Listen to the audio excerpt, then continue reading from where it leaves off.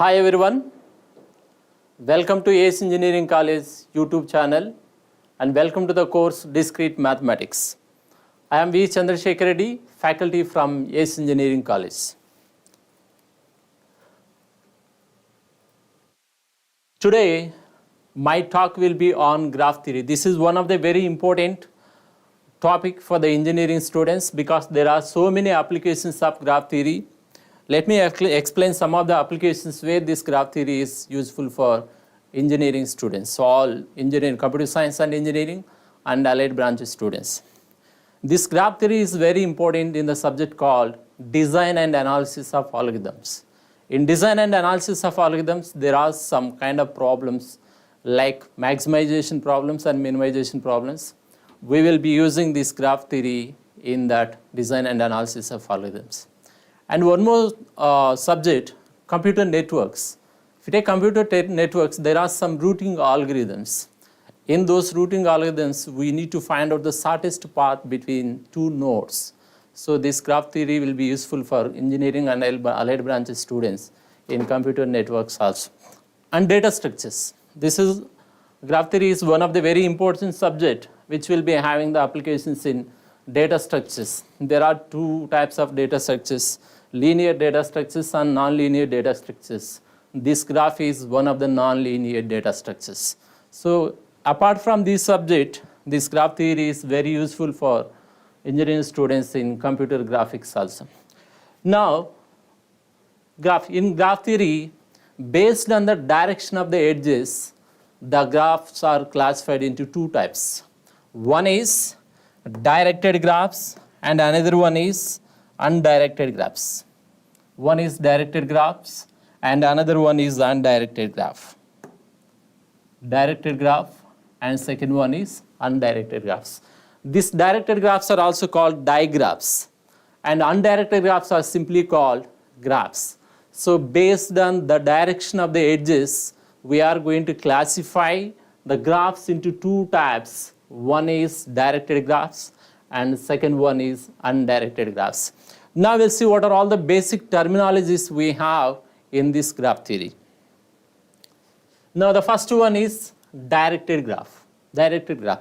So directed graph is also called digraph. So what is digraph means? If we specify the direction of the edges in the graph, then it is called directed graphs. So now let me give you the formal definition of this directed graph.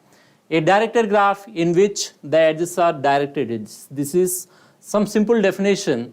The formal definition is this. A directed graph is a pair. A directed graph is a pair V, E, where E is non-empty set and E is set of all ordered pairs of the elements taken from the set V. Here this is very important one.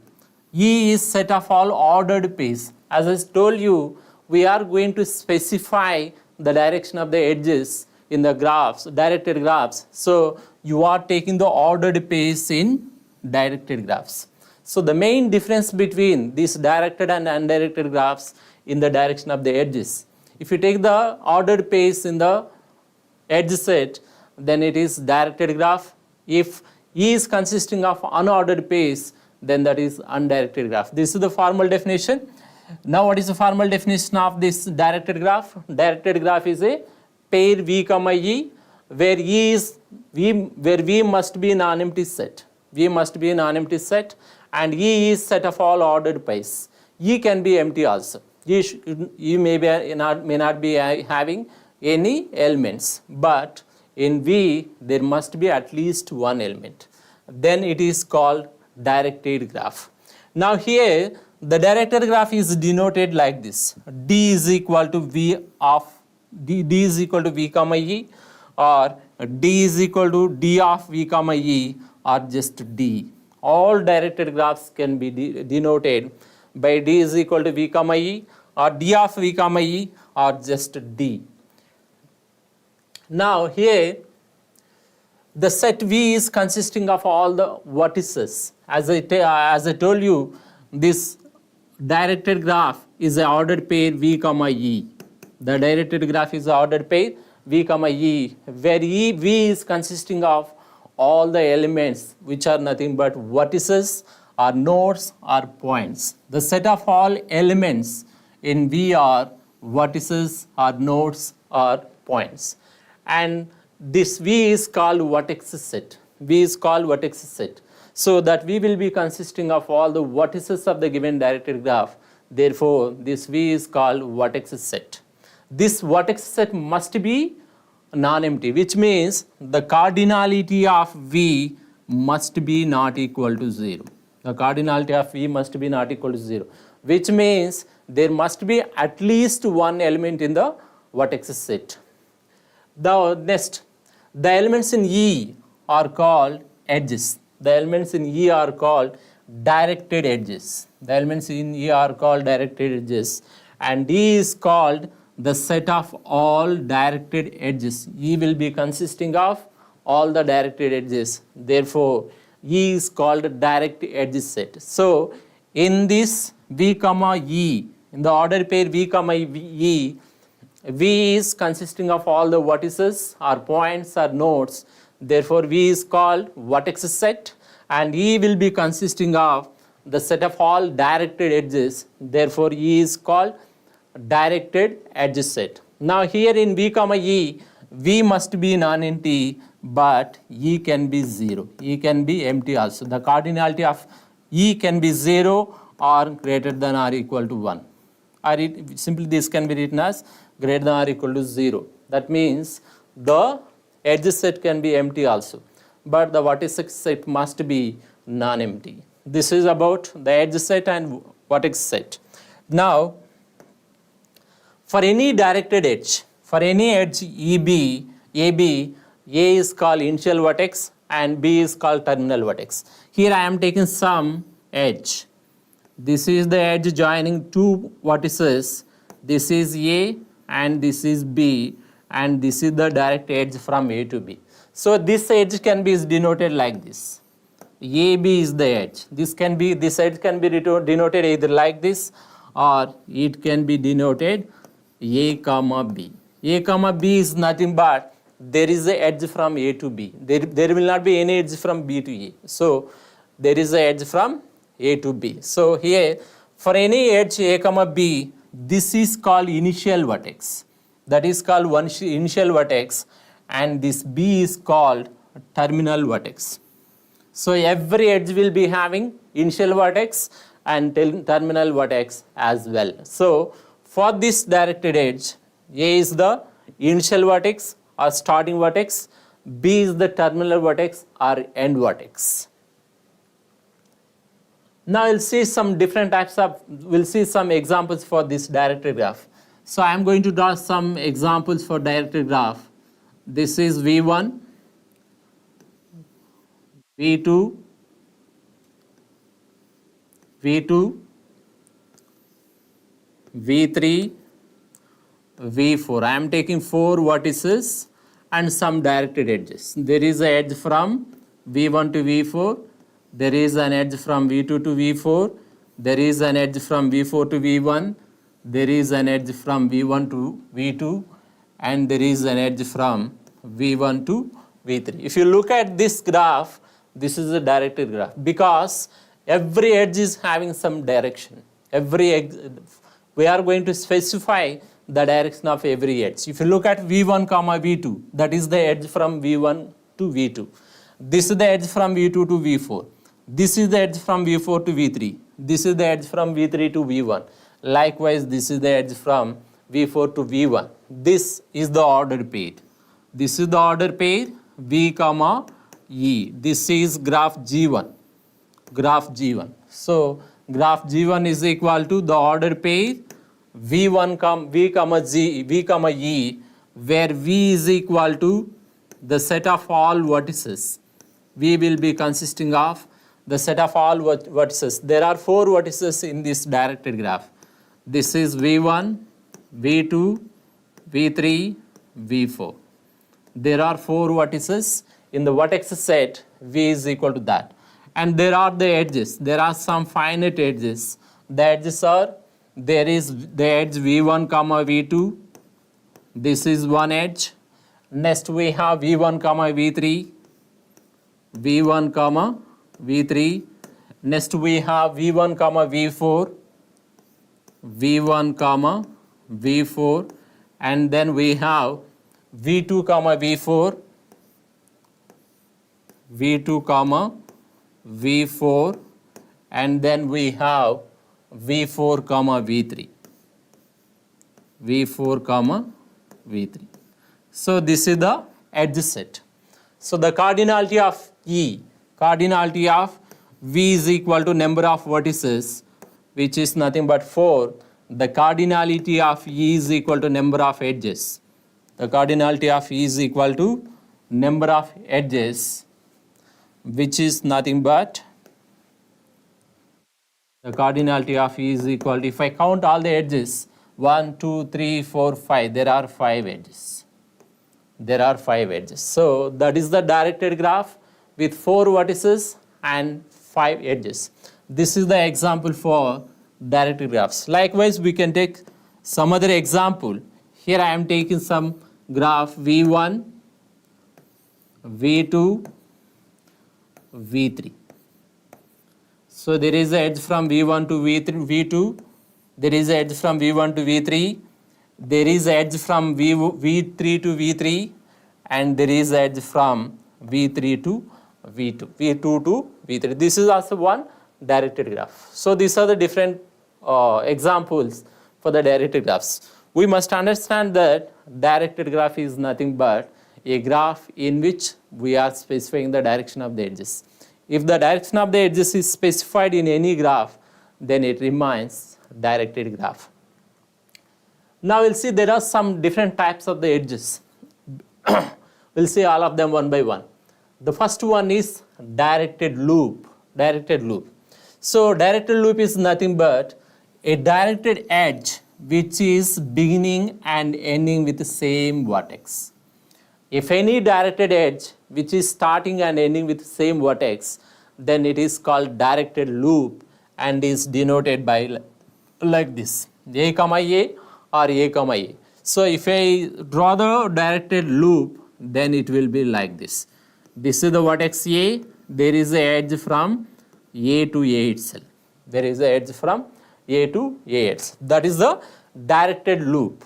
Next we have this parallel edges. Next we have parallel edges. So parallel edges means two directed edges having same initial and terminal vertices. If we take two vertices, if they are having same initial vertex and terminal vertex, then they are called parallel edges. So this is A, this is B. This is one edge and this is the other edge. So if you look at these two edges, they are having the same starting vertex A and same ending vertex B, which means these two are having starting vertex A and ending vertex B. Therefore, these two edges are called parallel edges. If two edges are having same starting vertex and same ending vertex, which is nothing but same initial vertex and terminal vertex, then they are called parallel edges. The next type of edges is multiple edges. Multi means two or more. Multi means two or more. If two or more edges having the same initial vertex and same terminal vertex, then they are called multiple edges. So here I am taking some examples. This is vertex A and this is vertex B. There is an edge from A to B like this. If you look at this, there are three directed edges which are starting and ending with the same vertex. Similarly, one more example, V1, V2.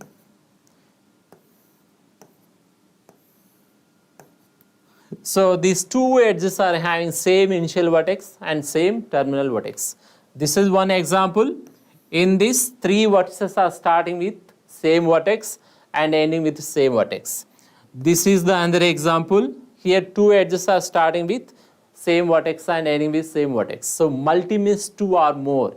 If two or more edges are having same initial vertex and same terminal vertex, then they are called multiple edges. These are the multiple edges. If you observe this, these are the parallel edges. These are the parallel edges. So you must understand that all parallel edges are multiple edges. All parallel edges are multiple edges, but the converse is not true. All multiple edges are not parallel edges. Only all parallel edges are multiple edges. So these are the different types of the edges. We have directed loop. Direct loop is nothing but if starting and ending vertex is same, then that is called directed loop. Next, parallel edges. If two edges are starting and ending with same initial and terminal vertices, then they are called parallel edges. Multiple edges means if two or more edges which are having the same initial vertex and same terminal vertex, they are called multiple edges. Now similarly, we have different types of vertices also. Now we'll see all those vertices one by one. The first one is isolated vertex. Yes, isolated vertex. So isolated vertex means a vertex which is neither initial vertex nor terminal vertex. If any vertex which is not an initial vertex and not a terminal vertex, then that is called isolated vertex. Now let me give you one example for this isolated vertex. V1, this is V2, and this is V3. There is the edge from V1 to V2. So this is one graph which is consisting of three vertices and one edge. If you look at this vertex, no edge is starting from V3 and no edge is ending with V3. That means the vertex V3 is neither initial vertex nor terminal vertex. Therefore, this is called isolated vertex. This is called isolated vertex, and all other vertices are called non-isolated vertices. So the definition of isolated vertex says that if any vertex which is neither initial vertex nor terminal vertex, then it is called isolated vertex. All other vertices are non-isolated vertices. Now I'll see what is the definition of non-isolated vertex. So non-isolated vertex means a vertex which is either initial vertex or terminal vertex, then it is called non-isolated vertex. That we have seen here. This is this one. If I take the example, I am taking some simple graph V1, V2 and V3. Look at this. If you take this graph, there is the loop here. I am taking the loop at vertex V3. So that is one directed graph which is having two directed edges. In this directed graph, V1 is isolated vertex. This is the isolated vertex. V1 is isolated vertex because neither V1 is initial vertex nor terminal vertex. And these two vertices are non-isolated vertices because when you look at these two vertices, there may be some vertices, some edges which are starting, or there may be some edges which are ending. So if you take V2, this is the edge starting from V2, and V3, this is the edge ending at V3, and one more edge is starting and ending with V3. So in that graph, there are three vertices. In those three vertices, V1 is the isolated vertex, and V2 is the V2 and V3 are the non-isolated vertices. The next one is source. Source. Now I'll see what is source. The source and sink, and the definition is sink. The source and sink are defined for non-isolated vertices. So a non-isolated vertex which is not a terminal vertex. A non-isolated vertex which is not a terminal vertex for any directed edge is called source. If you take same graph, here V2 and V3 are the non-isolated vertices and V2 is not having any terminal vertex. That means no edge is terminating at the vertex V2. No edge is terminating at the vertex V2. So the edges are starting from V2 only. No edges are terminating at V2. Therefore, V2 is source. V2 is source. I remove this, I'll draw this like this.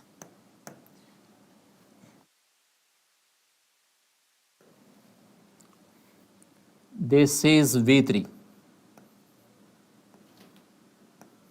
Look at. So here V1 is isolated, V2 and V3 are non-isolated, but in these two non-isolated vertex, V1 is a source vertex. The reason is that the edge is starting from V2. No edge is ending with V2. So source is nothing but a non-isolated vertex which is not a terminal vertex. A non-isolated vertex which is not a terminal vertex is called source. Next, sink. The source, as I told you, the source and sink are defined for non-isolated vertices. So in this graph, V2 and V3 are non-isolated vertices. You can define source and sink for these two non-isolated vertices. Now let's see what is sink. A non-isolated vertex which is not a initial vertex. A non-isolated vertex which is not a initial vertex is called sink. If you look at this graph, this V3, look at V3, vertex V3, no edge is starting from V3. No edge is starting from V3. Therefore, this V3 is a sink. So, this is isolated vertex, this is non-isolated, and this is source. This is the source vertex, and this is the sink vertex. So, V1 is the isolated vertex, V2 and V3 are non-isolated. In these two non-isolated vertices, V2 is the source because no edge is terminating at that vertex, and V3 is the sink because no edge is starting from the vertex V3. So these are the different types of vertices. Now we'll take one example and we'll discuss about this isolated and non-isolated source and sink. This is V1, V2,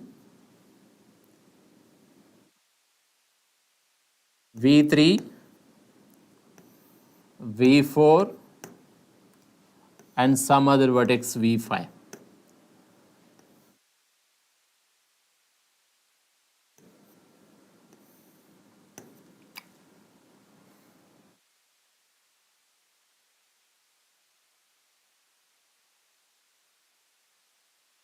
So this is the graph. This is the graph which is having 5 vertices, V1, V2, V3 and V5.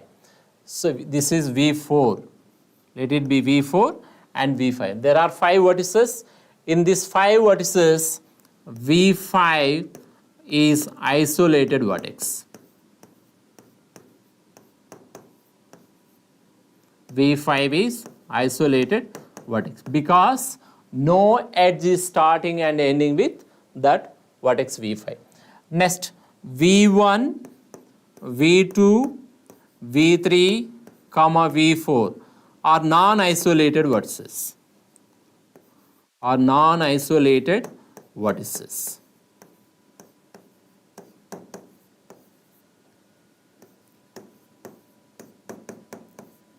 So out of 5 vertices, there is one isolated vertex and one non-isolated vertex. Now in this 4 non-isolated vertex, V1 is a source. So if you look at this V1, V1 is a source vertex. V1 is a source vertex. So why V1 is source vertex? So from V1, 2 edges are starting. No edge is ending with V1. So that is the vertex V1 is going to generate the edges. No edge is terminating with V1. Therefore, V1 is a source vertex. Now what are the sinks? Sink is nothing but a non-isolated vertex which is not a initial vertex. A non-isolated vertex which is not a initial vertex. If you look at V4, V4 is a sink. V4 is a sink vertex. The reason is no edge is starting from V4. No edge is starting from V4.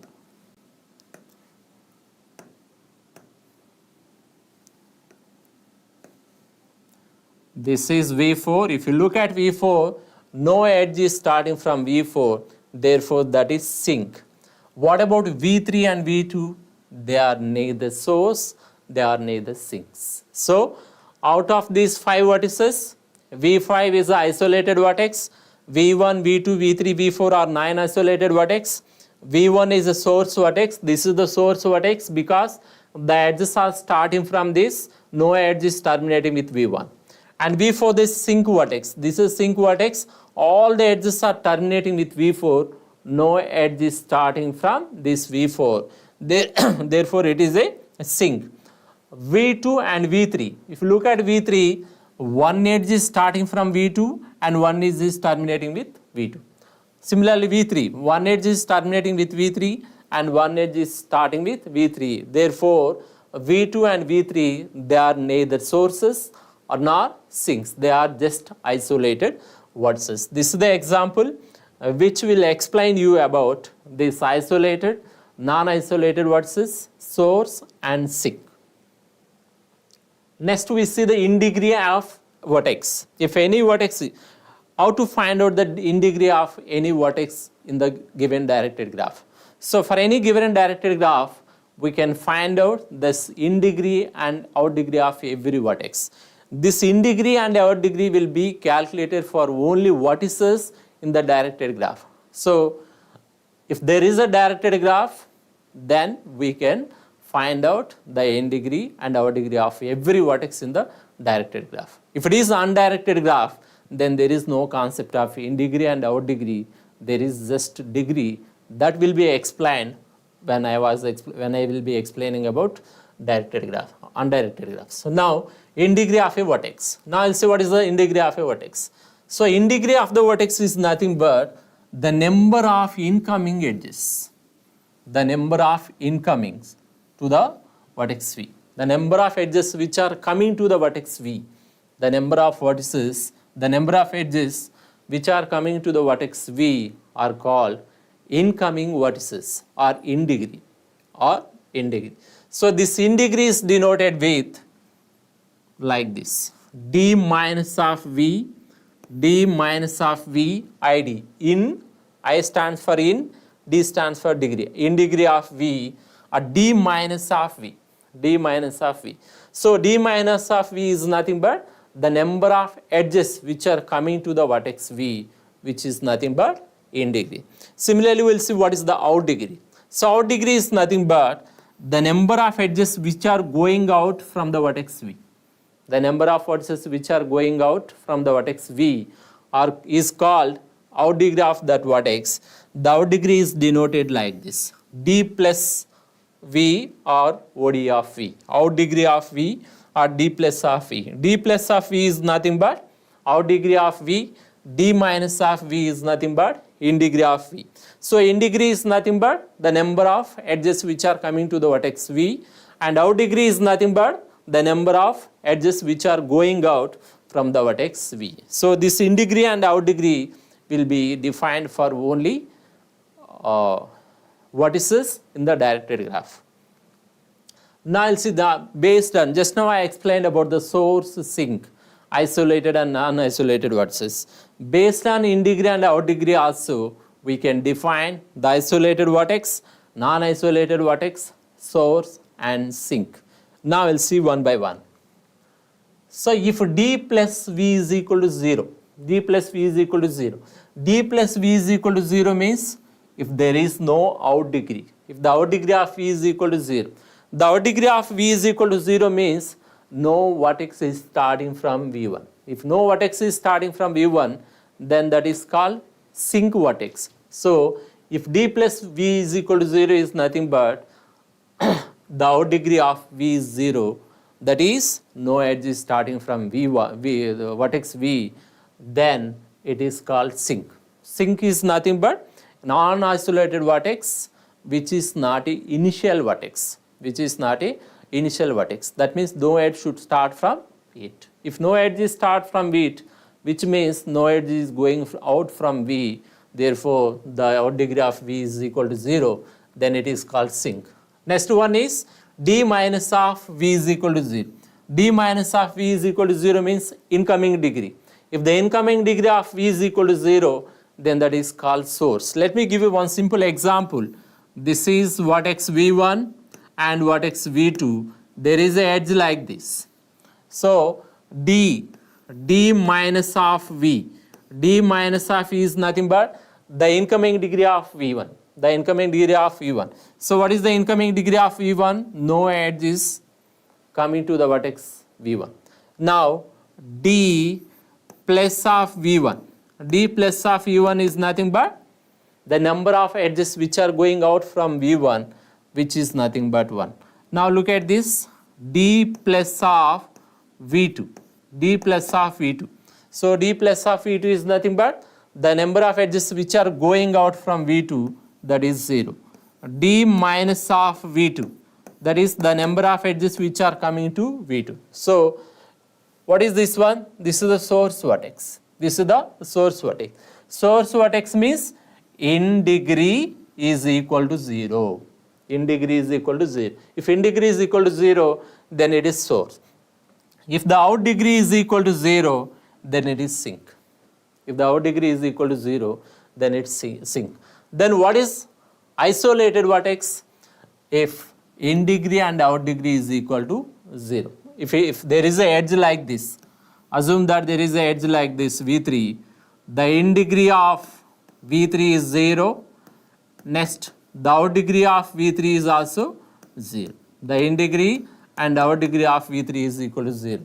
Therefore, that is called isolated vertex. Isolated vertex means in degree is equal to 0 and out degree is equal to 0. That is a vertex which is neither initial vertex nor terminal vertex, which means no edge is starting from V3 and no edge is ending with V3. And the next one is non-isolated vertex. So non-isolated vertex is nothing but if D plus V or D minus V or both of them are not equal to 0. D plus V, that means out degree of V or in degree of V or both of them are not equal to 0, then it is called non-isolated vertex. Then it is called non-isolated vertex. So based on this in degree and out degree also, we can define the source vertex, sink vertex, isolated vertex and non-isolated vertex. So source sink is nothing but the out degree is equal to 0. Sink is source, this is sink.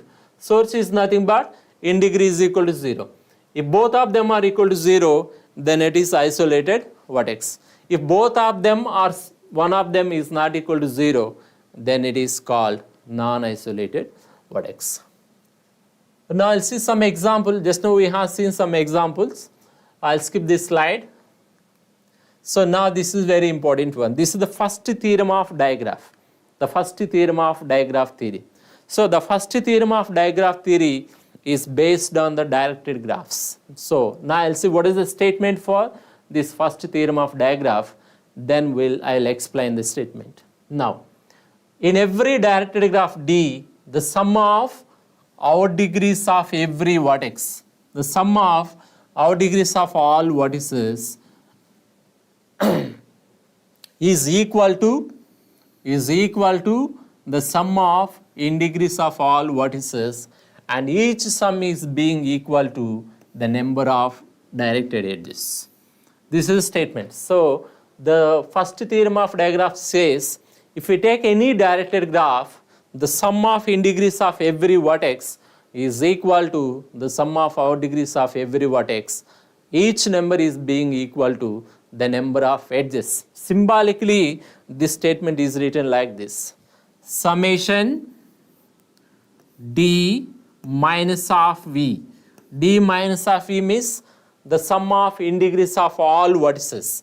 I am taking Vi. So I is equal to sum 1 to n. I is equal to 1 to n. Summation I is equal to 1 to n. D minus of Vi is equal to summation I is equal to 1 to n. D plus of Vi is equal to the cardinality of E. This is the statement. So the sum I is equal to 1 to n. If you take the number of vertices 4, then I can take the value from 1 to 4. If you take 5 vertices, 1 to 5. If you take 100 vertices, then I can vary from 1 to 100. So summation I is equal to 1 to n. D minus of Vi is nothing but sum of integers. This is the sum of integers. This D plus of Vi, this is nothing but sum of odd degrees. Cardinality of E is nothing but number of edges. So in every directed graph, the sum of integers of all vertices is equal to the sum of odd degrees of all vertices, and which is being equal to the cardinality of E, which is nothing but number of edges in the given directed graph. Now we'll take some problems and we'll verify this first theorem of digraph. So I'm taking this problem.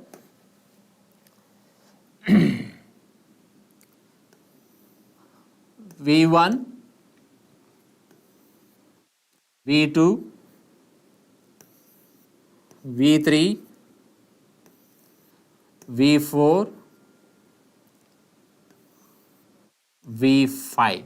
So I am taking a graph with 5 vertices and these are the edges. These are the directed edges.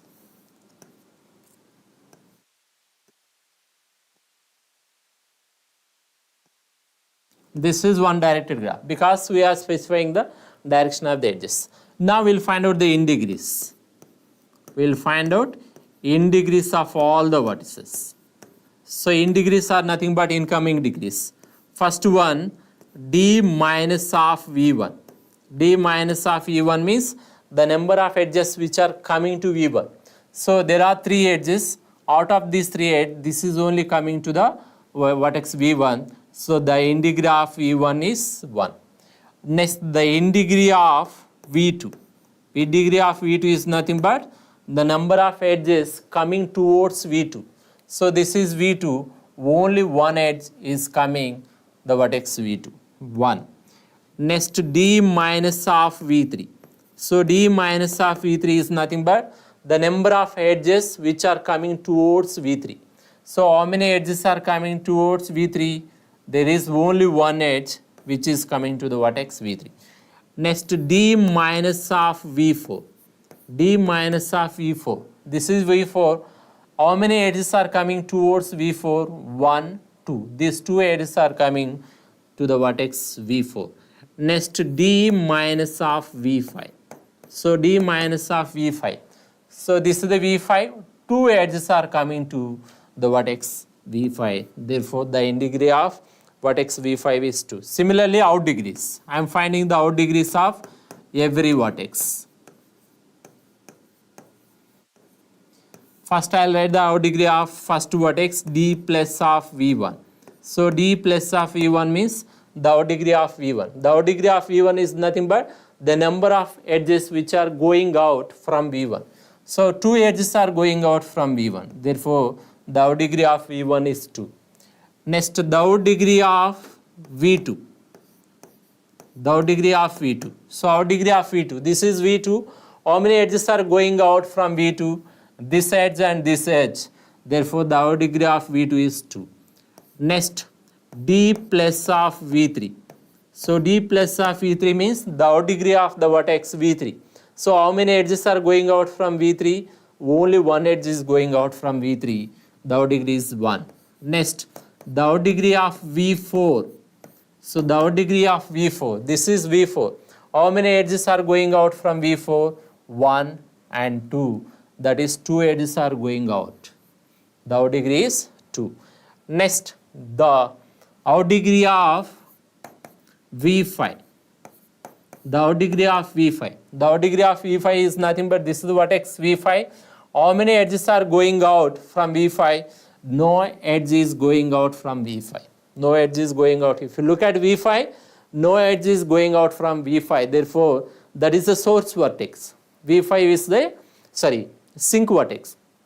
V5 is a sink vertex because no edge is starting from V5. So these are all the integers and out degrees of all the vertices. Now I am going to add all the integers. Summation I is equal to 1 to I, 1 to 5, D plus of Vi. So I am first finding the sum of out degrees of all the vertices 5. That is d plus v1 plus d plus v2 and so on d plus v5. So 2 plus 1 plus 2 plus 0, which is nothing but 6 plus 1, 7. Similarly, I am finding the in degrees, sum of all in degrees. I is equal to 1 to n d minus of vi is equal to the sum of the in degrees of all the vertices. 1 plus 1 plus 1 plus 2 plus 2. This is equal to 1 plus 1, 3, 3 plus 2, 5, 5 plus 2, 7. Now I will find out the cardinality of E. Cardinality of E is nothing but number of edges. 1, 2, 3, 4, 5, 6, 7. There are 7 edges. There are 7 edges. Therefore, summation I is equal to 1 to n d plus vi is equal to summation I is equal to 1 to I, that is 1 to 5. Here also n is nothing but 5. 1 to 5 d minus of vi is equal to cardinality of E. This is called the first theorem of digraph. That means the first theorem of digraph is verified for this problem. So this is a directed graph which is having 5 vertices, v1, v2, v3, v4, v5. These are the in degrees of all the vertices and these are the odd degrees of all the vertices. I summed the odd degrees of all the vertices, the number is 7. Then I summed the in degrees of all the vertices, the number is 7. Then I counted the number of edges in the given directed graph, which is nothing but 7. Therefore, the sum of odd degrees of all vertices is equal to the sum of in degrees of all vertices, which is being equal to the number of edges in the given directed graph. So this is the problem. See, this is how we are going to verify the first theorem of digraph for the given directed graph. First you need to find out the in degrees of all the vertices, then find the in degrees, odd degrees of all vertices, next sum them, sum the in degrees of all vertices, then sum odd degrees of all vertices, and then count the number of edges. If these 3 numbers are equal, then the first theorem of digraph is verified. So now this is all about the directed graphs. So there are few topics in the directed graph. The reason is that in the real life we are going to deal with the undirected graphs. There are few directed graphs. There are so many undirected graphs. So this graph theory, in all the remaining graph theory, we are going to discuss about undirected graphs. So these are all the topics which are there for the directed graphs: directed edges, parallel directed edges, multiple directed edges. Then I explained about the in degree, out degree, then the first theorem of digraph theory. You must remember that the in degree and out degree is defined for the vertices of the directed graph. If you take the undirected graph, there is no concept of in degree and out degree. There will be only one degree, that is degree of the vertex. That will be explained later. Now we are going to see what is the undirected graph. So undirected graph is simply called graph. Undirected graph means we are not going to specify the direction of the edges. If you don't specify the direction of the edges, then it will be undirected graph. Now I'll see the formal definition of undirected graph. So this is the just simple definition, and the formal definition says a undirected graph or graph is a pair v comma e. Undirected graph is a pair v comma e, where v is non-empty set and e is unordered pairs. E is consisting of unordered pairs that we have seen in the directed graph. If it is directed graph, ordered pairs. If it is undirected graph, unordered pairs. That is only the difference between directed graphs and undirected graphs. The rest of the terminology is same. In directed graph, there will be the pair v comma e. Here also there will be the pair v comma e. There v is nothing but the set of all vertices. Here also v is nothing but the set of all vertices. There e is the set of all directed edges. Here E is the set of all undirected edges. So, and this V is vertex set and E is the edge set. So, the directed undirected graph is denoted like this, simply graph. Undirected graph is simply graph. G is equal to V comma E or G of V comma E or simply G.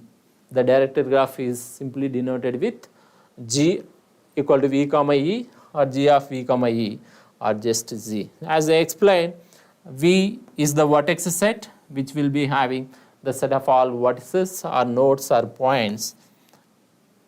Similarly, E is the edge set which will be having the set of all undirected edges, and E is the undirected edge set. So, in V comma E, V is the vertex set which will be consisting of the set of all vertices, and E is the edge set which is consisting of the set of all unordered pairs, which is nothing but unordered undirected edges.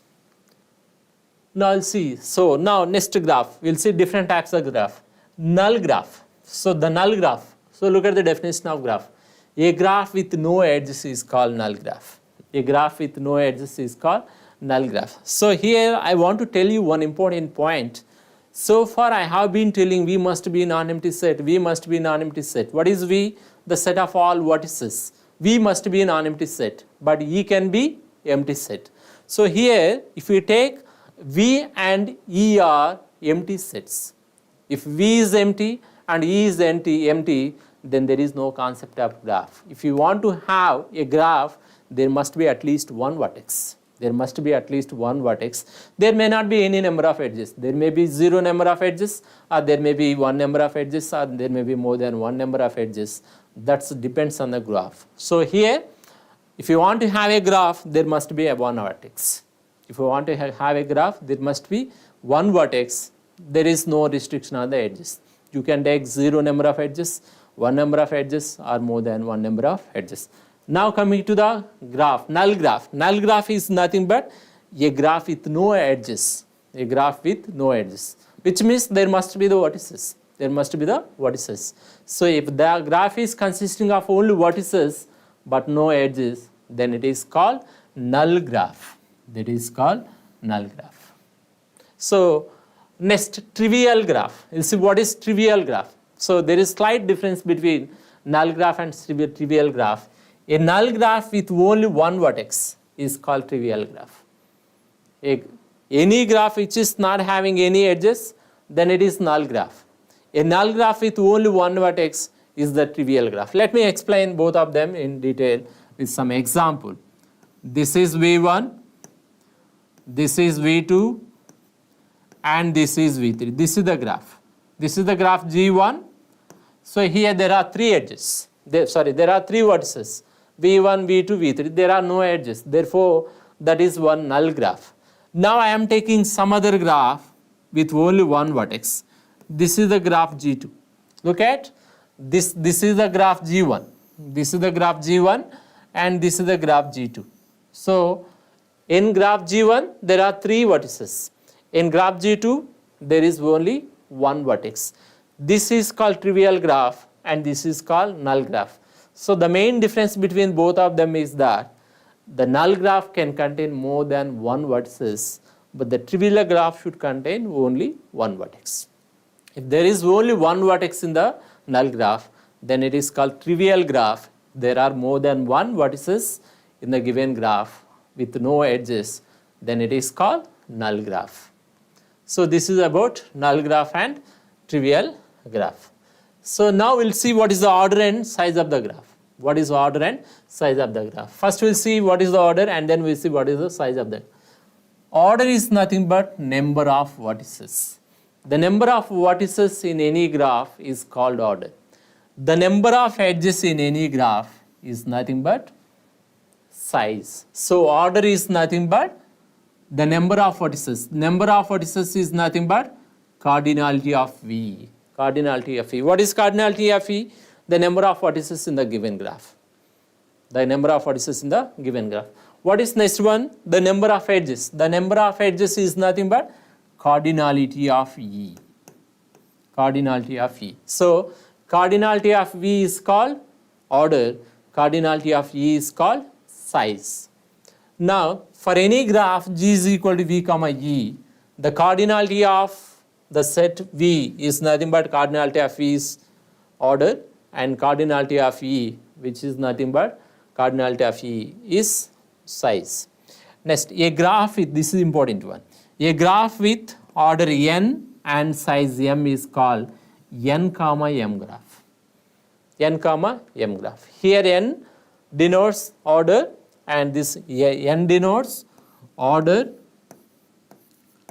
m denotes size. N denotes order and m denotes size. So a graph with n, order n and size m is called n comma m graph. That means a graph with n vertices and m edges is called n comma m graph. Next, end vertices. Now I'll see what are the end vertices. So if there is an edge joining two vertices A and B, then A and B are called the end vertices of that particular edge. I'll explain that end vertices with one example. Let me take one example for it. So I am taking some edge.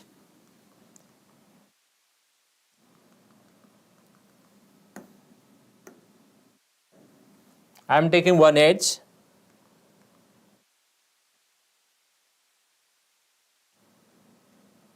Yes. So I am taking an edge. This is A and this is B. And this is the edge joining between them. This is the edge joining. I told you, as we are discussing about the undirected graphs, I am not specifying the direction of the edge. As I am not specifying direction of the edge. So you may be interpreting that there is an edge from A to B and there is an edge from B to E. So this is simply we can say that there is an edge between the vertices A and B. So here for this edge, this A and B are end vertices. For this edge E1, A and B are end vertices. Remember, if you want to have the edge, there must be two vertices.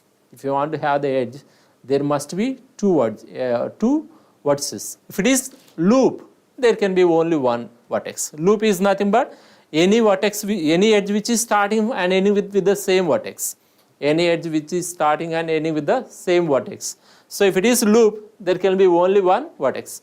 If it is non-loops, then there must be two vertices to form an edge. So this is the edge E1. This edge is having two end vertices, one at each end.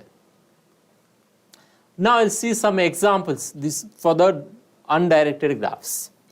So this is V1, V2, V3. This is one undirected graph. This is one undirected. If you look at this, I am not going to specify the direction of the edges. Similarly, this one. Some A, B, C and D.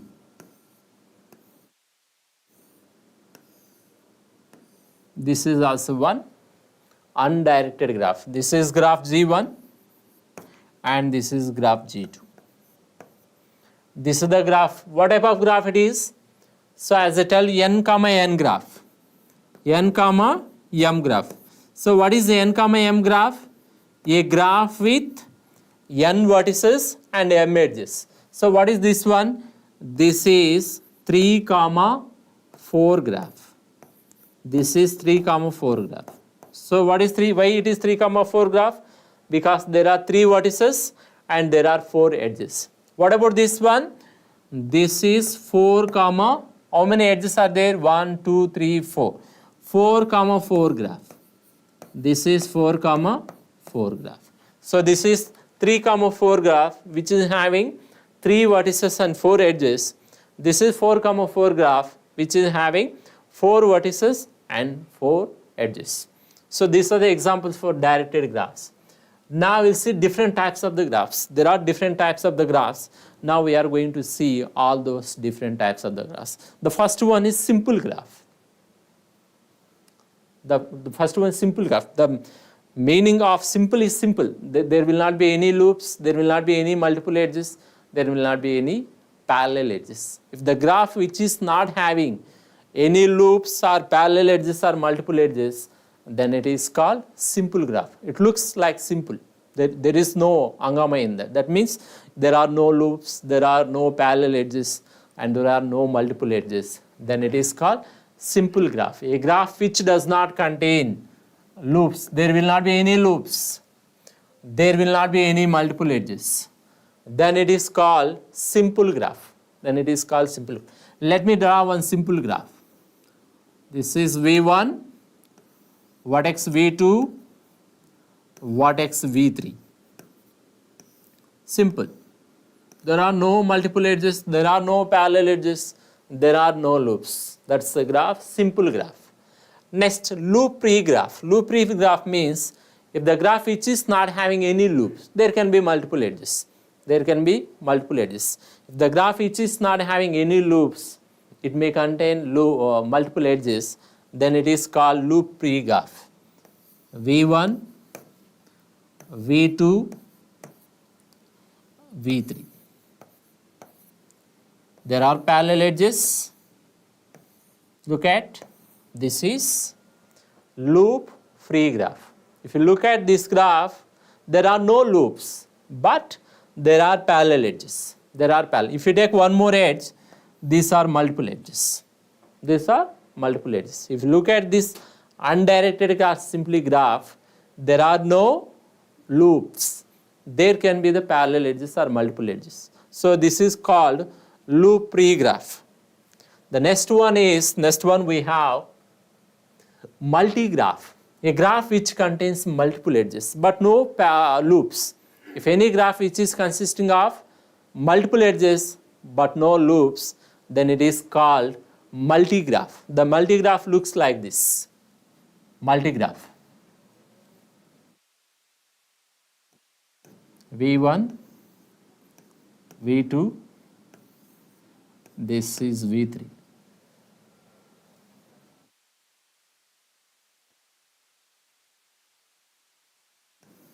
This is one multi-graph. If you look at this graph, only parallel edges are there. There are no parallel edges, all parallel edges are multiple edges. So that is, this graph is having multiple edges but not loops. Therefore, it is called multi-graph. The next one is general graph. The next one is general. It may be having loops, or it may be having parallel edges, or it may be having multiple edges. Then it is called general graph. Then general graph may be having loops, parallel edges, or multiple edges. So this is V1, V2. Look at, this is V2, V3, and this is V4. There are loops. There is a loop at vertex V1, and there are parallel edges between V1 and V2 and V3. Now look at, this is one general graph. The general graph may be consisting of loops or parallel edges or multiple edges or anything. Then it is called general graph. Next, labeled graph. Labeled graph. So just now we have seen some example. All these are labeled graph. Why these are labeled graph? We are giving names to the vertices. If we give the names to the vertices, then it is called labeled graph. If you don't give the names to the vertices, then it is called unlabeled graph. So labeled graph means these are all the labeled graphs. This is A, B, C. So this is labeled graph because we are giving some names to the vertices. Unlabeled graph. This is unlabeled graph.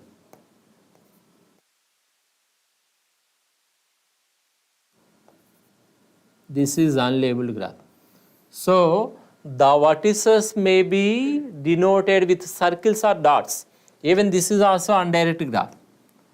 This is A, this is B, and this is C.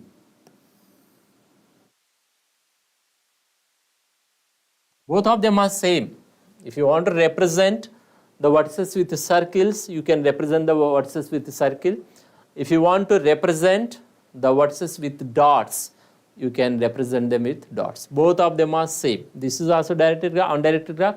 This is also undirected graph. But when it comes to this one, this is the unlabeled graph. These two are the labeled graph. We have given some names to the vertices, right? We are labeling the vertices. We are labeling the vertices.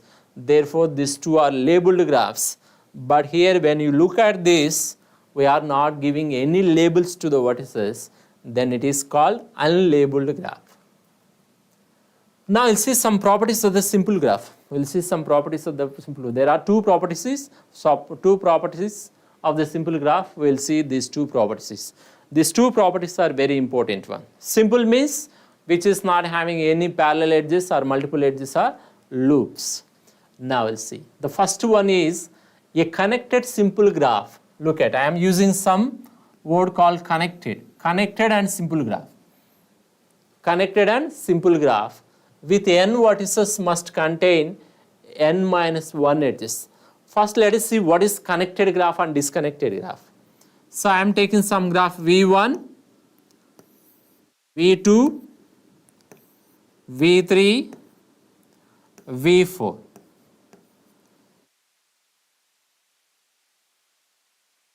This is one graph. If you look at this graph, every two vertices are not connected. These two vertices are connected, these two vertices are connected, these two vertices are connected. But these three vertices are not connected with this vertex V4. So, whatever graph I have taken, this is a disconnected graph. The reason is that there is no connectivity from these three vertices to this vertex. Therefore, this is disconnected graph. The actual definition of disconnected graph is that if there is no path from one vertex to another vertex. We will discuss, there are some walks and their classifications. There are different types of walks, open walk, closed walk, trail, circuit, cycle, path. I will discuss all of them in coming sessions. Now remember that connected graph means every two vertices are connected. Disconnected graph means if the vertices are not connected, then it is called disconnected graph. So this is one disconnected graph. So connected graph means this is the connected graph. If you look at this one, this is connected graph. Every vertex is connected. This is V1, V2, V3. So this is graph G2 and this is graph G1. This graph G1 is a disconnected graph because there is no connection from the vertices V1, V2 and V3 to V4. But if you look at this graph, it's a connected graph because every two vertices are connected to each other. So disconnected, connected. So now coming to this property. So the property says a connected and simple graph with n vertices must contain n minus 1 edges. Take any simple and connected graph. Take any simple and connected graph with n vertices, then it can contain up to n minus 1 edges, up to n minus 1 edge. That we'll see with one example. V1, V2, V3, V1, V2, V3. So how many vertices we have? How many vertices we have? There are 3 vertices. How many edges? A connected simple graph with n vertices must and should contain n minus 1 edges. Minimum n minus 1 edges. Minimum n minus 1 edges. So now look at, this is the graph. How many edges are there? There are 3 edges. 3 vertices and 3 edges. So n minus 1 edges. It must and should have n minus 1 edges. Suppose if there are n is here, n is equal to 3. N minus 1 means 2. So every simple and connected graph must and should contain minimum n minus 1 edges. So if there is only n minus 2, n minus 2 means 3 minus 2. 3 minus 2 means 1. If there is only one edge, then what happens? It becomes a disconnected graph. It becomes disconnected graph. So a graph with a simple and connected graph with n vertices must and should have minimum n minus 1 edges. Minimum n minus 1 edges. If you take n minus 2 edges, then it becomes disconnected graph. It becomes disconnected graph. This is the point of this one. So take any simple and connected graph with n vertices, then it must and should have minimum n minus 1 edges. Minimum n minus 1 edges. Maximum, what is the maximum number of edges a connected and simple graph can consist of? N. The maximum number of edges is n. Look at this. N is equal to 3. How many edges are there? 3 edges. If you are trying to add one more edge, then what happens? Then if you add one more edge, then it may be multiple parallel edges or it may be loop.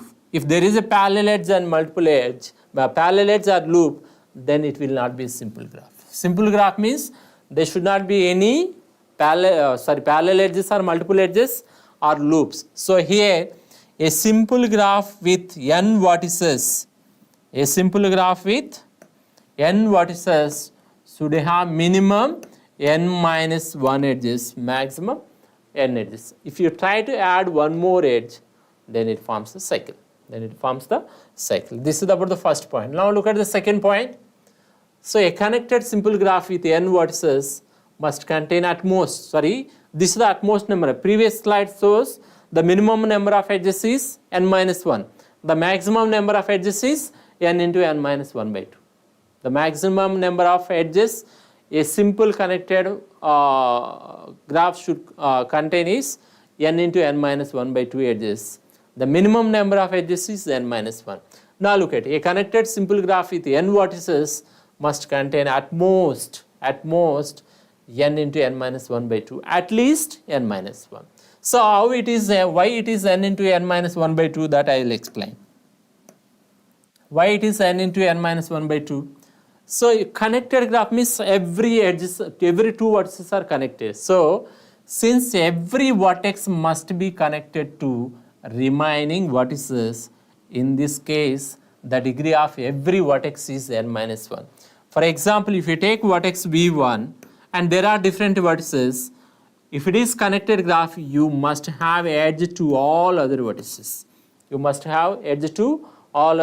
So this is vertex 1 and remaining are n minus 1 vertices. So from vertex 1 you need to have the connectivity. If you want to have the connectivity, then there must be n minus 1 edges.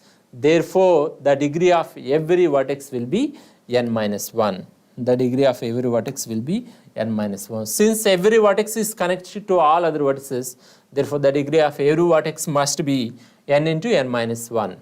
Therefore from the handshaking property, from the sum of degrees, handshaking property, from handshaking property, we'll see the handshaking property in the coming slides. So from the handshaking property, the sum of degrees of all vertices is equal to twice the number of edges. The sum of degrees of all vertices is equal to twice the number of edges. Just a minute.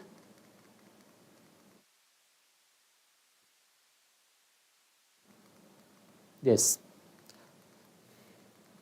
We have not missed that slide. So in the coming slide, I'll explain handshaking property. Now as of now, remember the handshaking property. The handshaking property says that the sum of degrees of all vertices is equal to twice the number of edges. Now since every vertex is connected to remaining n minus 1 vertices, the degree of every vertex is n minus 1. The degree of vertex v1 is n minus 1. Degree of vertex v2 is n minus 1. Degree of en is n minus 1, which is equal to twice the number of edges. Now this is equal to n into n minus 1. N minus 1 plus n minus 1 plus and so on n minus 1 up to n times gives n into n minus 1 is equal to 2 into cardinality of E. This implies cardinality of E is equal to n into n minus 1 by 2. That means a simple connected graph must and should contain at most n into n minus 1 by 2 edges. Therefore from these two, from the previous slide and from these slides, you can derive one formula, that is, for a simple connected graph, the number of edges lies, this must be less than or equal to n into n minus 1 by 2, and this must be greater than or equal to n minus 1. This is the minimum number and this is the maximum number. So the number of edges of a simple connected graph lies between n minus 1 into n minus 1 by 2, which means a simple connected graph must and should contain at least n minus 1 edges, at most n minus 1, n into n minus 1 by 2 edges. If we add one more edge to this number n into n minus 1 by 2, then it may be forming cycle or multiple edges, then which will not be a simple graph. Simple graph means there will not be any loops and there will not be any multiple edges. So now I'll see what is complete graph. Complete. This is very important word. Now we are going to discuss different kinds of special graphs. As of now we have seen some general graphs. General graphs in the sense simple graphs. Simple graphs in the sense simple graph, general graph, basic graphs. We have seen basic graphs like simple graph, general graph, labeled graph, unlabeled graph, multi-graph, loop-free graph. These are all the basic graph. Now we are going to discuss the special graphs. The first special graph is complete graph. Complete graph is also called full graph. Complete graph is also called full graph. So what is the definition of full graph? If there is edge from every vertex to all other vertices. A simple graph with order greater than or equal to 2. Simple graph means there should not be any loops and there should not be any multiple edges. A simple graph with order is greater than or equal to 2, in which there is an edge between every pair of vertices. Take any two pairs of vertices. If there is an edge joining them, then it is called complete graph. Complete graph. So a complete graph with n is greater than or equal to 2 is denoted by Kn. The complete graph is denoted with Kn. The K, what is Kn? Complete graph of order n. Order is nothing but number of vertices. If there are n vertices in the complete graph, then it is called complete graph of order n. So a complete graph of order n is denoted with Kn. So now what is complete graph? If there is a edge between every pair of vertices, then it is called complete graph. Now I'll see the examples for it. So I am going to write all the complete graphs here with different order. So this is one complete graph. I am taking only two vertices. This is V1 and this is V2. So this is called K2. What is this complete graph of order 2? If you look at, there are two vertices. So a simple graph of order greater than or equal to 2. So if you want to define this complete graph, you must to take minimum two vertices. So if I take two vertices, then it looks like this. There are vertices V1 and V2. There is edge connecting them. Therefore, it is called K2.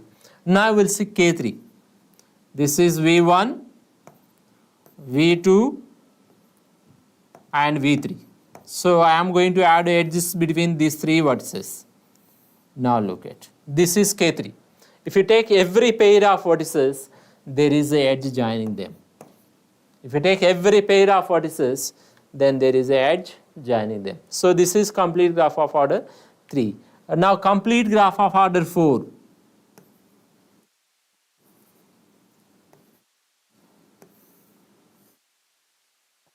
So this is complete graph of order 4. This is vertex V1, V2, V3, V4. So this is complete graph of order 4. Order 4. There are 4 vertices. Now take any two vertices, there is an edge joining them. There is edge from V1 to V2, V1 to V3, V1 to V4, V3 to V2, V3 to V1, V3 to V4. Like this, for every two vertices, there is an edge joining them. Therefore, it is called complete graph of order 4. This is complete graph of order 2. This is complete graph of order 3, and this is the complete graph of order 3. Even this complete graph of order 3 can be like this also. This is also K3. This is K4. If you take like this, V1, V2, V3 and V4. This is also K4. Look at, take any two vertices, there is an edge joining them. So the K4 can be either like this or like this. Both of them are complete graphs of order 4.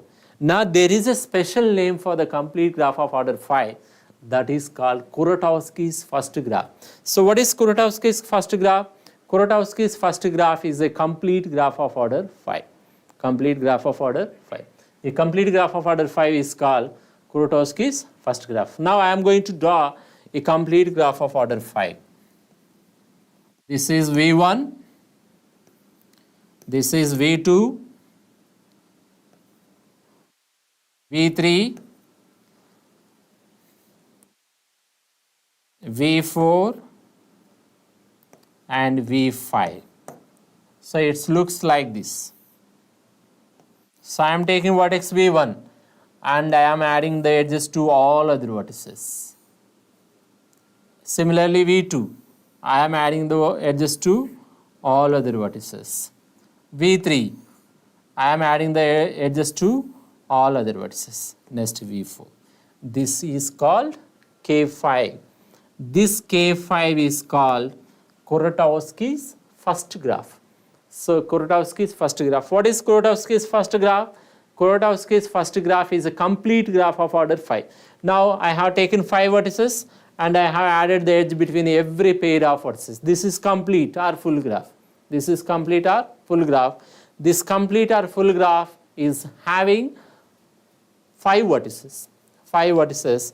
Therefore, the name of this K5 is Kuratowski's first graph.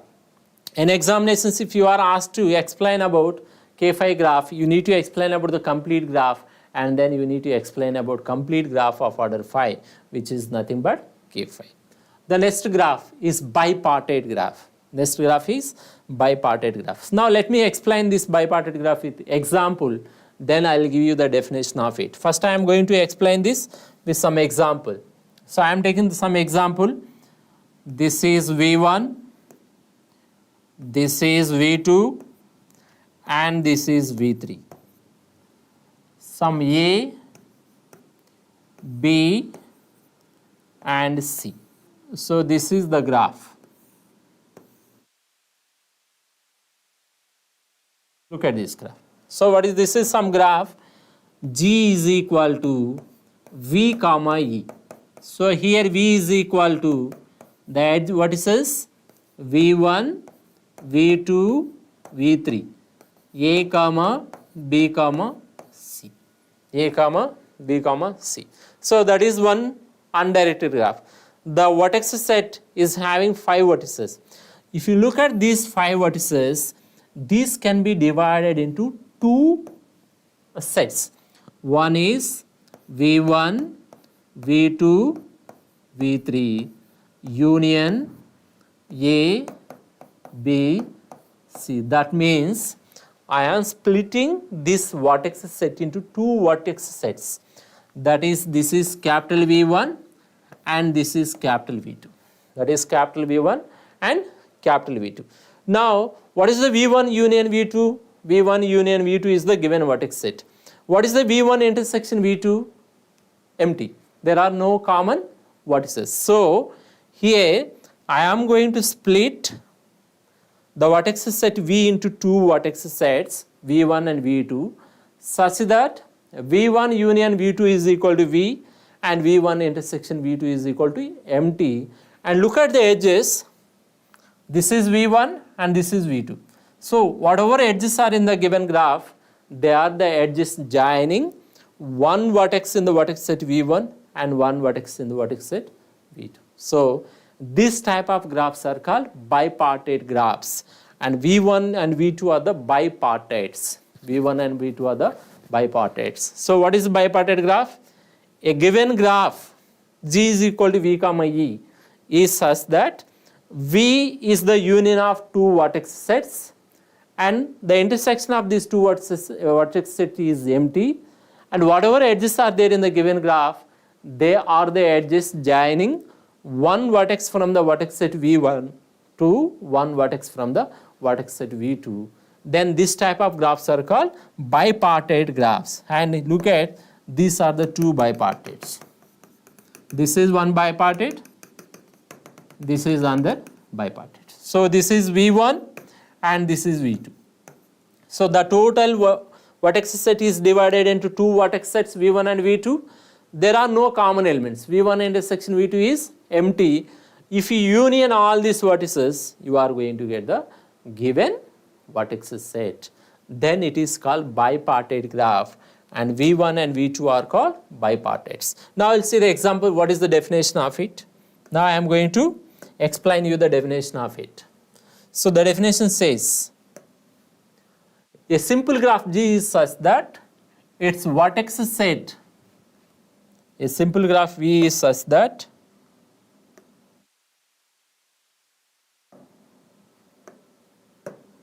a simple graph V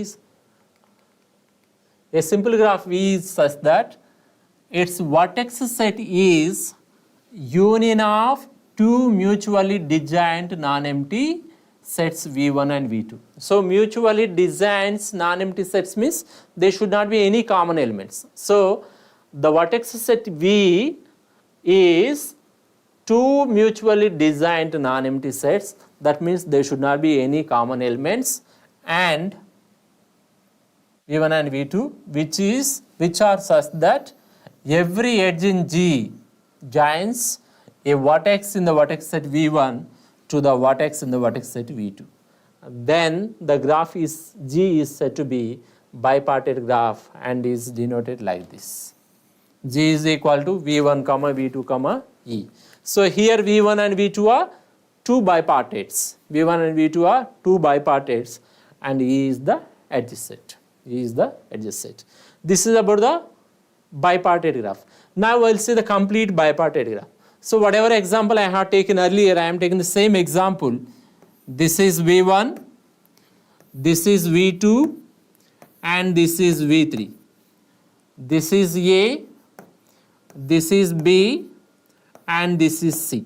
So the vertex set of the given graph is having two bipartites. Like, now look at.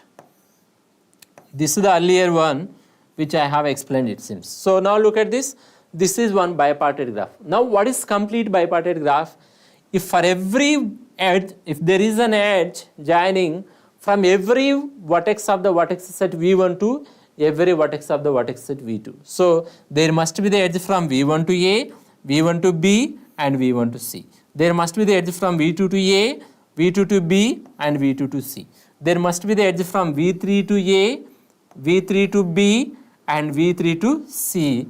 Then it is called complete bipartite graph. So complete bipartite graph means if there is an edge joining from every vertex of the vertex set V1 to the every vertex of the vertex set V2, then it is called complete bipartite graph. So this is one bipartite and this is the other bipartite. If you look at the edges, there is an edge joining from every vertex of the vertex set V1 to every vertex of the vertex set V2. Then it is called complete bipartite graph. The complete bipartite graph is denoted like this. Very important one. The complete bipartite graph is denoted like this. K R comma S. So R is the cardinality of V1. S is the cardinality of V2. So R is the cardinality of V1 means the number of vertices in the vertex set V1, and S2, S is the number of vertices in the vertex set V2. If you look at this, this is K3 comma 3. So in the vertex 3 set V1 there are 3 vertices, and in the vertex set V2 there are 3 vertices. So this is about this is about the complete bipartite graph. This is the complete bipartite graph. So complete bipartite graph means a bipartite graph in which there is an edge from every vertex of the vertex set V1 to the every vertex of vertex set V2. Then it is called complete bipartite graph. Then this is very important a bit. This is very important one. So the complete bipartite graph KR comma S has R plus S vertices and R into S edges. This one. So order is nothing but r plus s, and size is nothing but rs. So every complete bipartite graph k r comma s has r plus s number of vertices and r into s number of edges. That means the order of k r comma s is r plus s and size is rs. This is very important bit for the examinations. Now see, just now I have explained, when I was explaining about the complete graph, I explained about the Kuratowski's first graph. Now we'll see what is Kuratowski's second graph. So Kuratowski's second graph is nothing but k3 comma 3. That means a complete bipartite graph with 3 vertices in the vertex set v1 and 3 vertices in the vertex set v2 is called Kuratowski's second graph. So now I am going to draw the Kuratowski's second graph.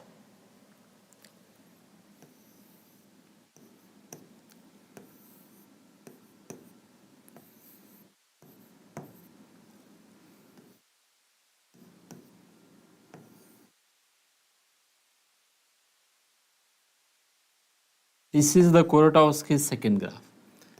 V1 to Vp, V1 to Q, V1 to R, V2 to P, V2 to Q, V2 to R, V3 to P, V3 to Q, and V3 to R. So this is called K3 comma 3. So there are 3 vertices in the vertex set V1 and 3 vertices in the vertex set V3. So what is the order of this?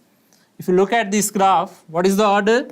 Order is nothing but 3 plus 3, which is 6. What is size?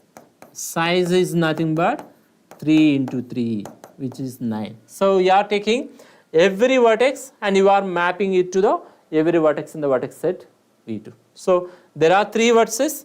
3 vertices will be mapped to 3 vertices in the vertex set V2. Therefore, there will be 3 into 3 edges. So the complete bipartite graph K3 comma 3 will be having 3 plus 3 vertices and 3 into 3 edges. This is called Kuratowski's second graph. This is called Kuratowski's second graph. Now I'll see what is next one. Now I am going to explain about what is incidence. Incidence. We'll see what is the incidence, and then we'll see adjoint edges. So incidence means, now look at, this is V1 and this is the vertex V2 and this is the edge E1. I am giving some name to this edge. So V1, V2, 2 vertices, and this is the edge. Here this edge is having 2 end vertices. This edge is having 2 end vertices. We can say that the edge E1 is incidenting on V2 and incidenting on V1. So here the edge E1 is incidenting on V2 and incidenting on V1. So as every edge will be having 2 end vertices, therefore every edge will be incidenting on 2 vertices, which is left hand and other one is right hand. So in this scenario we say that the edge E1 is incidenting on vertex V1 and the vertex V2. Now adjoint edges. Next we will see adjoint edges. So adjoint edges. Adjoint edges means if there is a common vertex. So here this is V1, V2, V3. This is one graph. Now look at here V1 and this is edge E1 and this is the edge E2. So E1 and E2 are adjacent edges because there is a common vertex. If for any 2 edges, if there is a common vertex, then we say that both of them are adjacent edges. For any 2 edges, if there is a common vertex, then they are called adjacent edges. Now adjacent vertices. Adjacent vertices means if there is an edge joining 2 vertices. This is V1 and this is V2 and this is the edge E1. So E1 is the edge joining V1 and V2. Here we say that V1 and V2 are adjacent to each other. V1 and V2 are adjacent to each other. So adjacent edges means if there is a common vertex. Adjacent vertices means if there is a edge joining them. If there is an edge joining them, then they are called adjacent vertices. Now vertex degree and handshaking property. Now I'll see what is the vertex degree and handshaking property. So this handshaking property and vertex degree. So when I was explaining about the directed graph, I told you that in degree and out degree is for only vertices in the directed graph. If it is undirected graph, there is no concept of in degree and out degree. There is only one, that is degree. Now I'll see what is the degree of vertex. That is the graph, and V is some vertex. The number of edges which are incidenting on the vertex V is called the degree of the vertex. The number of edges which are terminating on that particular vertex V is called degree of that vertex. If there is a loop at the vertex V, then it will be counted twice. Loops will be counted twice. So the degree of the vertex is nothing but the number of edges which are incidenting on that particular vertex. Now the degree of the vertex V is denoted by degree of V or D of V. Degree of V or D of V. Now I'll take some example. V1, V2, V3, and this is V4. So this is one undirected graph. Now see. So what is the degree of V1? Degree of V1. How many edges are incidenting on V1? 1, 2, 3. 3. What is the degree of V2? Degree of V2 means 1, 2 loop is counted twice, 4. Next, what is the degree of V3? Degree of V3. This is V3. 1, 2, 3. Degree of V3 is 3. So what is the degree of V4? The degree of V4 is 1, 2. 2 edges are incidenting on V4. Therefore, the degree of V4 is 2. Now we'll see degree of the graph. So the degree of the graph is nothing but the minimum degree among the vertices will be called as the degree of the graph. So if I take some graph, I am taking some graph.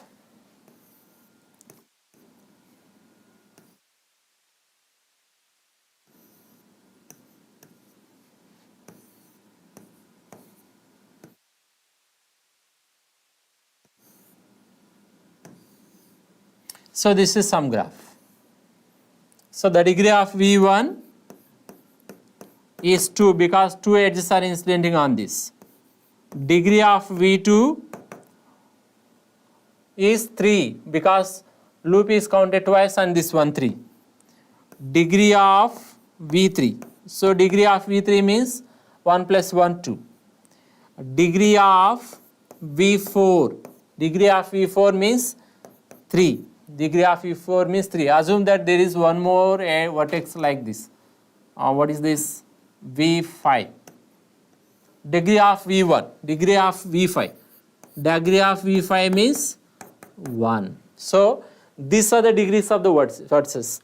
Now what is the degree of this graph? The minimum among these degrees. So in 2, 3, 1, 1 is the minimum degree. Therefore, the degree of this graph is 1. The degree of this graph is 1. So the minimum among the degrees of the vertices of a graph will be considered as a degree of that graph. Now we'll see the handshaking property. So the handshaking property is also called fundamental theorem of graph theory. So if you are asked to explain about the fundamental theorem of graph theory, then this is the fundamental theorem of graph theory. So the fundamental theorem of graph theory says that the sum of degrees of all the vertices is even number. The sum of degrees of all vertices is even number, and each number is being equal to the twice the number of edges. The sum of degrees of every vertex is even number, and that number is equal to twice the number of edges. Twice the number of edges. So symbolically this is written like this.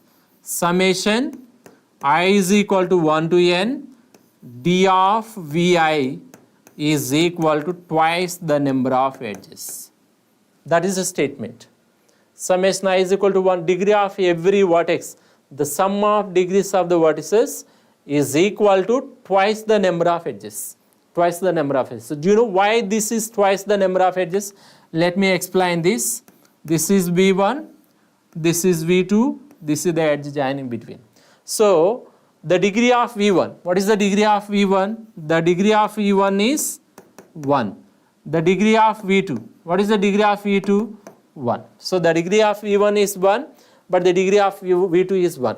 If you sum the degrees of V1 and V2, then you are going to get 2. 1 plus 1 is 2. But there is only one edge, right? But there is only one edge. That means here, when you are finding the degree of vertex V1, you are counting this edge. When you are finding the degree of vertex V2, you are counting this edge. That means this edge is counted twice, one time for V1 and one time for V2. Therefore, the number of edges in the given the sum of the degrees of every vertex in the given graph is equal to twice the number of edges. That you can see with this example. This is the example. Now look at handshaking property says the sum of degrees of all the vertices is given. 2 plus 3, 5. 5 plus 2, 7. 7 plus 2 plus 3, 5. 6, 7, 8, 9, 10, 11. I have missed somewhere that thing, this one, this. Degree of V2. 1 plus 2 plus 2, 4. This is 4. Degree of V2 is, sorry. Just a minute. The degree of this is 2. V2. Where is V2? This one. I will correct it. The degree of V3. Where is V3? 2. The degree of V2. 1, 2, loop is counted twice. Now look at sum the degrees of all the vertices. 2 plus 4, 6. 6 plus 2, 8. 8 plus 3, 11. 11 plus 1, 2. If you sum all the degrees of the vertices, 12. 12 is the even number. Now this is equal to how many edges we have? 1, 2, 3, 4, 5, 6. 2 into 6. 2 into 6. That is 2 into cardinality of E. 2 into cardinality of E. So the handshaking property or fundamental theorem of graph theory says the sum of degrees of all the vertices is even number that you have seen here, and this number is equal to twice the number of edges. This is about handshaking property or fundamental theorem of graph theory. Now let's see next one, regular graph. So we already seen complete graph, bipartite graph, complete bipartite graph, and regular graph. Now see what is the regular graph. A graph in which all the vertices are of the same degree. If the degree of every vertex is same, then that is called regular graph. And if the degree of every vertex is k, then it is called k regular graph. The degree of every vertex is k, then it is called k regular graph. I am giving some examples. This is one graph. This is one graph. What type of graph it is? One regular. Why it is one regular? The degree of every vertex is 1. This is the vertex V1 and this is the vertex V2. If you look at the degree of vertex V1 is 1, the degree of vertex V2 is 1. This is one regular. This one is two regular. This is V1, V2, V3, V4. If you look at the degree of V1 is 2, V2 is 2, V3 is 2, V4 is 2. Therefore, this is two regular. This is two regular graph. This is also two regular graph. If you look at this, the degree of every vertex is 2. The degree of every vertex is 2. Therefore, this is two regular graph. This is two regular graph. Next, what about this one?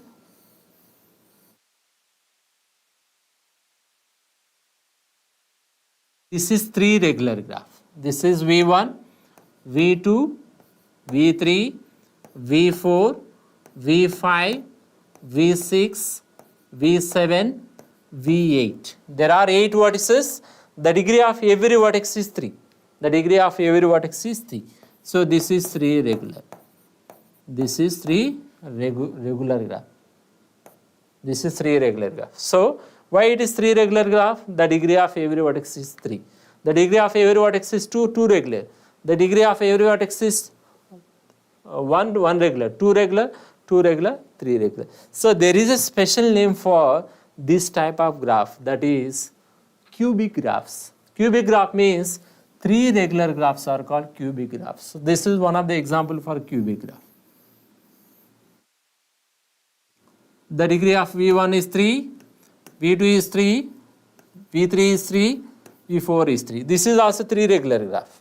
So this type of 3 regular graphs are called cubic graphs. Those type of regular graphs are called cubic graphs. There are different types of the cubic graphs. One is Peterson graph. So what is Peterson graph? A 3 regular graph with 10 vertices and 15 edges. A 3 regular graph with 10 vertices and 15 edges is called Peterson graph. The shape of this is like this.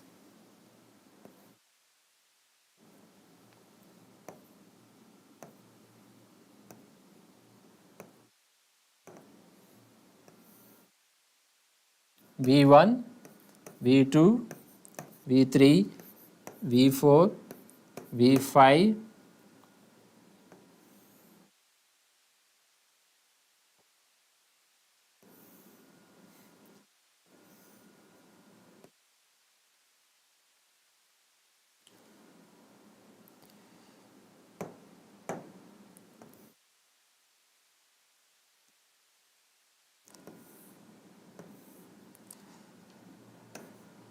V5, V6, V7, V8, V9, V10. Now look at. So if you look at this, the degree of every vertex is 3. The degree of every vertex is 3. Take any vertex, the degree of V3, V2 is 3, 3, 3, 3, 3. Every vertex is having degree 3. And there are 10 vertices. There are 10 vertices. If you count all the edges, then there are 15 edges. So this is 3 regular graph. This is 3 regular graph. This is 3 regular graph. This 3 regular graph is having 10 vertices and 15 edges. Therefore, this is called Peterson graph. So Peterson graph is a 3 regular graph with 10 vertices and 15 edges. There is one more 3 regular graph, that is 3-dimensional hypercube. So 3-dimensional hypercube is nothing but a 3 regular graph with 2 power 3 vertices. A 3 regular graph with 2 power 3 vertices is called 3-dimensional hypercube. So if you look at this, this is 3 regular. This is a 3 regular graph with how many edges, how many vertices? There are 8 vertices. There are 8 vertices. This 8 can be written 2 power 3. This power 3 is the number of dimensions. The number of dimensions. This is denoted with Q3. This is denoted with Q3. So what is Q-dimensional hypercube? 3-dimensional hypercube means a cubic graph with 8 vertices. A cubic graph with 8 vertices. If there are 2 power k vertices, then it is called k-dimensional hypercube. Then it is called k-dimensional hypercube. So this is all about this today's session. This is all about this today's session. In this today's session, I explained about the directed graphs and undirected graphs. Under undirected graph, I have explained some special types of the graphs like complete graph, bipartite graph, complete bipartite graph, regular graph, and handshaking property. So this is all about today's session. Thanks for watching this today's session.